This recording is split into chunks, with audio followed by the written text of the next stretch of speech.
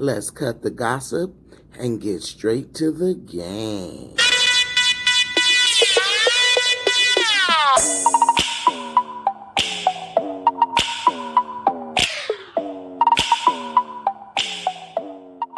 Please don't forget to like, comment, and subscribe, as well as hit that notification bell.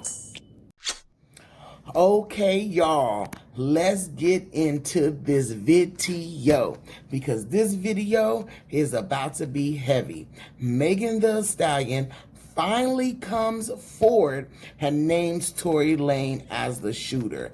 Now, for me, there were some loopholes in this story, but today we're going to get into all of that in this video. Next, we are going to be discussing the hit TV show Sweetie Pies that was on OWN. It's a network owned by Oprah Winfrey. This show was on there. It was about a cooking show and an African American family where one of the co-founders participated in a murder plot against their own nephew, and we are about to get all into it and break this whole situation down. So okay, let's get into this video. Now let's start off with Megan Thee Stallion. I mean, wow, y'all. I was thinking that she would never come forward or never put him on blast. I mean, allegedly, he had shot her and all these rumors was going around. But last night on her live, Megan Thee Stallion confirmed that Tory Lanez shot her. Now, the loopholes in this story was real sketchy for me. So let's watch this video, and I'm going to break it down for you guys a little bit further. I don't be fucking with nobody. I don't do nothing to nobody. But y'all motherfuckers really dragging it. Like, I tried to just be cool, but I'm not gonna let y'all keep playing in my face. And I'm not gonna let this nigga keep playing in my face either. So, since y'all hoes so worried about it, yes, this nigga Tory shot me. You shot me. And you got your publicists and your people going to these blogs lying and shit. Stop lying. Now, as you guys can see, she clearly named him as a shooter. But I'm going to tell you this. Let's look at some of these loopholes. Because yes, he may have shot her, but there was a lot going on that night. And there's a lot being left out this story. So I'm going to bring some of that stuff to light. And here we go. Now, Megan claims that Tory Lanez was in the back seat when he shot her. If you look here, it looks like Tory Lanez got out the driver's side because he's laying on the ground and that door is open. When it pans back, you see Megan Thee Stallion got out of the passenger side. So that means both of them were in the front. It's only 4 motherfuckers in the car. Me, you, my homegirl, and your security. Everybody in the car arguing. I'm in the front seat. This nigga in the back seat. I get out the car. I'm done arguing. I don't want to argue no more. I get out. I'm walking away. This nigga from out the back seat of the car started shooting me. You shot me. I ain't get cut by no glass. Now, the funny thing about this is, y'all see the position that she say everybody was in. She was in the front seat. He was in the back seat.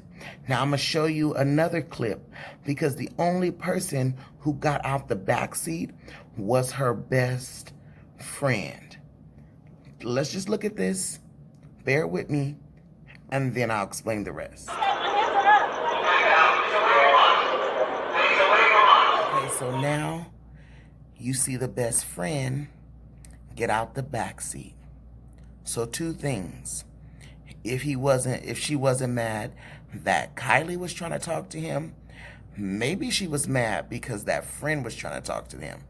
Because that means that Tory Lanez was in the back seat and her friend was in the back seat, according to Megan's story. I think that's a reason for a heated argument to me.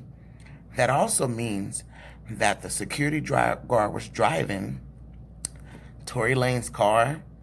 That's a little fishy. Secondly, she said that she was walking away and he shot her out the back of the car. Now, if you was walking away, would you feel comfortable enough to get back in the car with the person, allow him to drive you, you're in the passenger side, and the security and your friend is in the back? Something is very, very fishy about that story, because on this video, Tory Lanez was driving, you was in the passenger seat, your friend was in the back, and security was in the back. That's what it looks like to this video. So if y'all had an argument and y'all was in different positions and you walked away, something must have startled you guys to hop back in the car and change positions. And guess what? You wasn't that scared. Because if you was that scared after being shot, after walking away, you shouldn't have got back in the car, and them positions should not have been changed. So I understand your story. I like your story. But that story is a little fishy. And now I wonder what they was arguing about. Because according to Megan, that means her friend and Tory Lanez was in the back seat. So you just gonna let your friend and your man ride in the back seat together? I mean, that's normally unheard of, but okay. Yeah. Lastly, if she was doing a good deed and didn't tell on him as per her story, like she said, because she spared him, I think she should have just left it like that. I mean, going back on her story, putting it out there, it was just way too much. And I tell you one thing, she didn't come out with her story until a blogger by the name of Tasha K dropped an exclusive and said that Megan was paid to keep quiet. Now, I don't know if that upset her because the story was wrong or it upset her because the story was right. But she waited until she got upset in order to tell the full story. And I will say this, if you were that scared, you would not have had waited. Something is going on with those two, and they were in a heated lovers quarrel, and it went left. Or maybe an accident definitely did happen, and it went left. But I tell you one thing, it is not as simple as he shot her and she did not do nothing. Something went on. Anyway, on to the next story. Sweetie Pie's murder plot. This past spring, my grandson Andre was shot and killed while visiting St. Louis. I try to remember the good times with Andre and who he really was as a person. I tell you what, we are all so proud of you. You did it. I knew you could do it. I'm just glad that I got the opportunity to graduate. To be quite honest with you, this story is extremely heartbreaking. According to the rumors that is circulating, his uncle hired a stripper and her friends to murder his nephew. He only paid the stripper $9,000. On top of that, he got burner phones for him and the stripper to communicate while the murder was going on. Now, this murder happened 4 years ago, but it took time to put the evidence together, getting cell phone records, tracing the burner phone, connecting the burner phone to his uncle by the name of Tim. Now, the uncle's real name is James Timothy Normans, but he likes to go by the name Tim Normans. He's also been linked, to basketball wife Jennifer Williams. She had a rough patch in time with him too as well. She said that he stalked her, he poured drinks in her face, and that he was very aggressive. His child's mother says the same thing, ditto. He was very aggressive. He put his hands on her, different things of that sort. Timothy also did 10 years in jail, and that was for armed robbery. So he definitely seems like an aggressive type of person. When you hear him speak, he comes off as very educated and well put together, but there's a dark side to Tim that everybody is missing. And now that this case have come to light, even though it's happened 4 years ago, everybody sees that Tim has a very dark side. It's such a shame that this case took 4 years to come about. It's amazing how in a moment your whole world can change. What's the matter? Tim, What do you do? he came in the restaurant. Now I grabbed the cup that I had from in the office, and then I had the cleaning solution in my hand. So he walks back and then slaps the cup out of my hand, and then grabs cleaning solution, knocks it over, knocks all the boxes over, and then pushes me up against the desk. And then he runs after him, pushing him out the other door. So he doing just stupid I stuff. want to discipline Charles and Andre a little more than my mom and my aunts will discipline him. And I'm the bad guy right now. Tim still handles things like he's still in prison. That's not the way. You're out here, you're not incarcerated. This is the real world. We deal with things different. And you supposed to be a uncle, somebody they look up to. How you think they feel every time they see you pushing them around and stuff? Because they ain't got no control. You ain't got no control. You don't beat up fam. You don't beat up your fam. I wouldn't pop my fam. Your fist is not the answer. So as y'all can see, Tim didn't like how the boys was being disciplined. He thought that the women should have been way harder on them, and he thought that they was getting away with a whole bunch. But that's not his place to discipline those young men. His nephew, Andre, I believe he had a real problem with his nephew, Andre, because his mom took a liking to her grandson. She was very close to him. She wanted to make sure that he graduate and that he have a bright future. And there's nothing wrong with that. But the way Tim was coming about it was not right at all. So I believe he developed that grudge for that young man.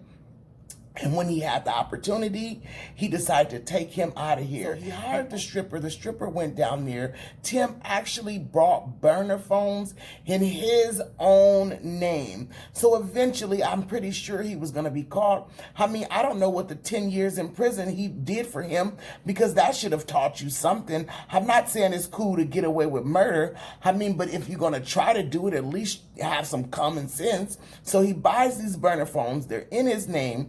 The girl uses it before and after the boy is murdered, and both of those calls was to Tim.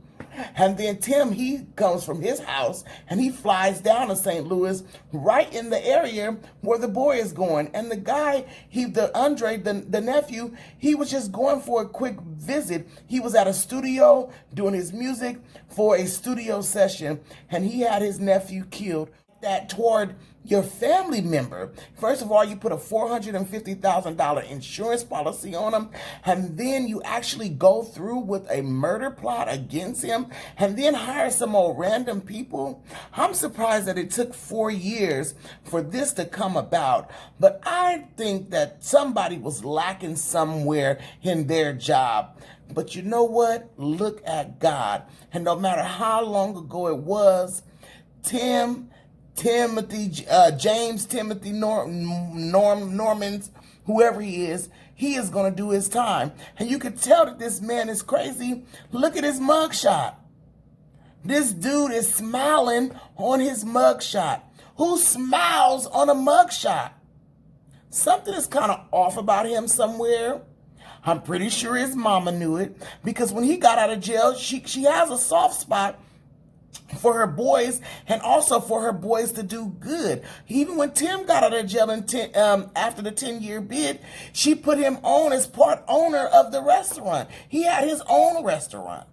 So, I mean, Tim had it all. To kill this boy, to get $450,000 was just out of, I guess he was off his rocker. You know, he was off his rocker, because you had to be.